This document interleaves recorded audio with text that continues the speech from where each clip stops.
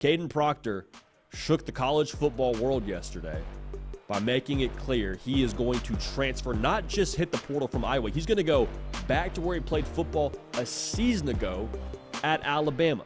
So let's give you kind of a rundown of this timeline of Kadyn Proctor, his recruitment or his different recruitments to kind of make the most sense of this whole situation. June of 2022, Kadyn Proctor's in high school in the state of Iowa. 5-star plus kind of player, number one tackle in the class of 2022, or 2023 rather, sorry, this is in June of 2022. He commits to Iowa. Hometown kid, he's staying home, he's going to be a Hawkeye, the whole state is juiced. December of 2022, before the class of 2023 signs, 2 days before National Signing Day, he flips to Bama. Hey, I'm going to go play for the GOAT. It's hard to argue with that. You want to talk about a place that's going to develop you to be your very best and play in the NFL, like Bama makes a lot of sense. In the fall, Kadyn Proctor goes to Bama, starts as a true freshman. He's a freshman All-American. Like, what was it, a perfect year for Kadyn Proctor? No, but give him a break. He's a true freshman. I mean, freshman All-American honors and played in the SEC. I think that's a pretty solid first year out the chute. Then he hits the portal when Nick Saban announces he's retiring.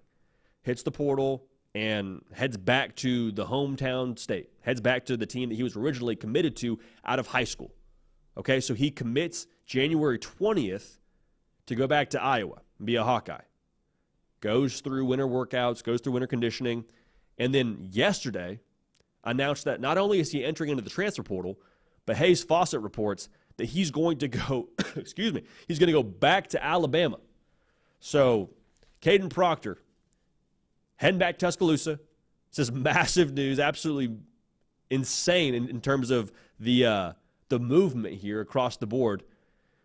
We're going to make sense of this right now, but first things first, make sure you subscribe to the On3 YouTube channel. College football every single day. Want y'all a part of it. We appreciate y'all being a part of it. Y'all are what make this a community. So thank you so much for being a part of it and being subscribed.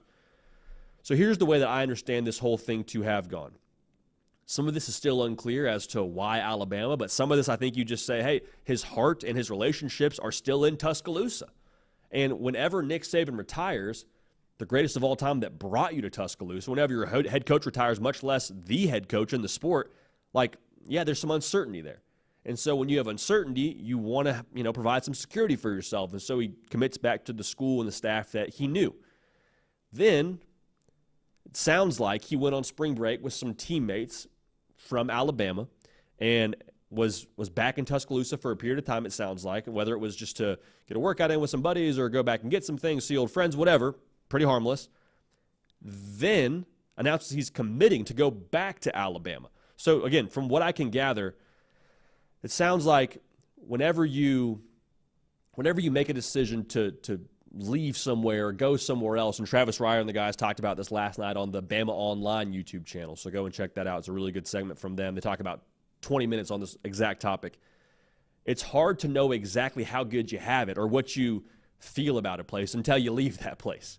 So Kadyn Proctor, I mean, those are your dudes you go through the entire season with somebody. Like, you go through the entire season with one roster, there's some heartstrings that develop there. There's some relational capital that gets developed there.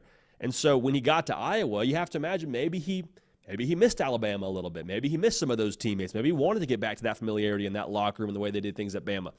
And again, this is all from what I can gather, kind of assuming some things here. Have to imagine those teammates then communicated with him, hey, come back to Bama. This is the way that it's going to be. We're excited about the way things are headed. Vibes are positive. Tim Watts talked about it on their segment on the Bama Online YouTube channel. He said, like, Nick Saban, the way that he did things, very professional, very no-nonsense, very I am the law. This is how we're going to do things. Lock in for it. Now at Alabama with Kalen DeBoer, it's, I hate to say this, but like maybe vibes are better, like in terms of just they're playing music at practice. Maybe it's a little bit more player-friendly, a little bit more relational. Not saying Nick Saban's way he did things was somehow incorrect. They got a whole lot of national championships to tell you it's not. But maybe if you're Kadyn Proctor and the way your teammates are talking about it, okay, I can go be in a environment that maybe is a little more player-friendly in some respects, and I can be with my teammates that I really do have a great relationship with and want to be a part of, and also be plugged right back in, you have to believe, and be a starter. Like, I think that had to be attractive. Again, this is all, from what I can gather, this is all assumption-based to a degree, but that's sort of the way this whole thing is looking to me by nature of Kadyn Proctor heading back to Alabama. Again, he is an immediate starter. They don't just give out freshman All-American badges for fun. Like that is a serious honor that he got, and he's a 6'7", 360 kind of player. He's going to start at tackle for them. Make no mistake about it. Now, I think a lot of people saw this, and they say, well, you can't go back to an SEC school post-spring, right? Because that's the rule. You can't go from SEC school to SEC school from one spring practice to the next unless you are a graduate transfer. Now, Kadyn Proctor, the workaround for him is he went to an SEC school, yes, at Alabama last year. Then he went to a Big Ten school, was enrolled there, and then before spring practice is going to make the decision to not go to Iowa, not be at a Big Ten school, and then after spring practice, he'll be back at an SEC school. So that Big Ten gap there that he had with Iowa is why he can go back to an SEC school. People are going to say college football is broken. And I see where you're coming from, but I wouldn't say college football is broken. I would just say there's parts of it that we haven't yet figured out how to properly put together. Because the reality is, like, when do you know that you have an issue with your roof? Whenever it's leaking. Whenever there's a very obvious glaring problem and something has to be fixed. That's when you know that there's an issue with the roof. It doesn't mean the whole roof is just broken, you got to throw it out. It means there's an issue, has to be patched up, you got to find a solution, and you have to work with it. I think another way to say this is there's just a lot of new pieces in college football. NIL, less than a decade old. Transfer portal, same deal. It's very, very new, very, very fresh. And then you pair those things together and you remove the NCAA's oversight from NIL. Thank goodness. That's a new reality in college football. Also, the coaching changes. If a coach leaves, you have a 30-day window. If your head coach leaves, you have a 30-day window to jump in the portal. That's a new thing. We're still figuring out how to put this whole thing together. And just because we haven't figured out the perfect formula, the perfect fit for these pieces, doesn't mean these pieces are bad. Doesn't mean there shouldn't still be player mobility or NIL involved. Like, I don't think that's something we should just assume that college football is broken. It's a transition period. Things haven't reached their resting place yet. I don't believe in college football. But to say college football is broken, I don't know that I would agree with that. One more thought on this. A lot of people are going to say, well, it's NIL-based. Kadyn Proctor, hey, Bama just threw a bag at him, and that's why he's going back. I don't know the exact answer on the specifics of NIL at Iowa or at Bama, but I'm just going to say, again, from my assessment, I don't think that is exactly the reason why he's headed back to Bama. I think it's relational, and I think it's the fact that he wants to be back with his teammates and be somewhere he's familiar, and I think that's kind of the deal that got him back to Alabama. Now, also, I'd be remiss if we didn't at least mention this a little bit. This morning, I go on the Twitter sphere, and I see a tweet from the Ohio State, I don't know if collective is the right word, but an Ohio State, I guess collective is the word, the foundation. And they tweet out, our student athlete partner, Caleb Downs, is locked in and ready for a big year. Go Bucks, the foundation, ohio.com. Because overnight, there started to become this message board momentum and rumors that Caleb Downs, hey, Kadyn Proctor's going back to Bama. Maybe Caleb Downs is going to jump back in there and head back to Tuscaloosa. That's not happening. And whether the foundation was answering the trolls on social media with that tweet or not, I don't know, but I thought it was just hilarious. That's the world we're living in. Caleb Downs was trending on Twitter under sports.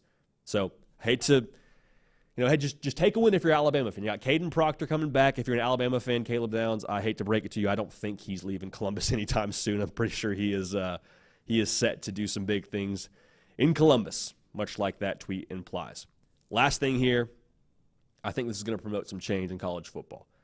I think we're going to see this be a landmark moment in the sport where Kadyn Proctor transferring to a school and then transferring away from that school back to where he played the year before after spring practice. I think we're going to see that be a thing where I don't know if it changes the portal. I don't know if it changes spring practice. I don't know what that looks like. But I do know that there is some things in the works right now.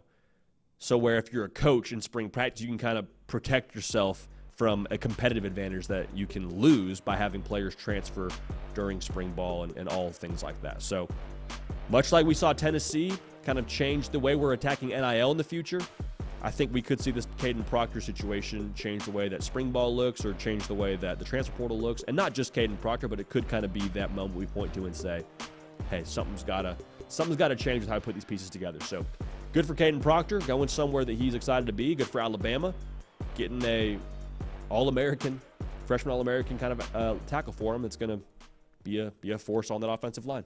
Hey y'all, thanks so much for watching. Subscribe to the channel here to make sure you don't miss an episode of The Hard Count. Also be sure to check out other videos on the On3 YouTube channel.